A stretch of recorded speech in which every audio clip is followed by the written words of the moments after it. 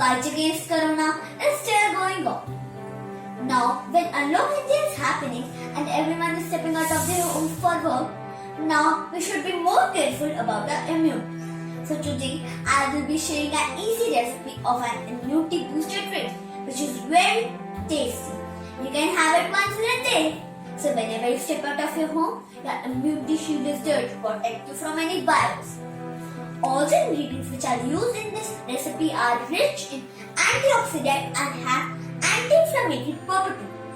Our first ingredient is amla, which is high in vitamin C. Now, tulsi or basil leaf. It reduces our stress. Then comes ginger. My mom is obsessed with this ingredient. Then comes ginger's color, that is turmeric root. Turmeric root can't be used without some black peppers and a little bit of ghee.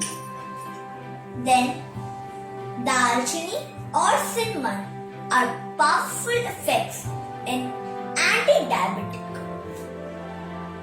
Long and black cardamom are also added. Next comes my favorite because it's sweet, that is honey. It actually neutralizes the pungent flavor. Lastly, pour some water, grind it, strain it into our short glasses, and our magic potion is ready to protect us. Yum! Bye bye!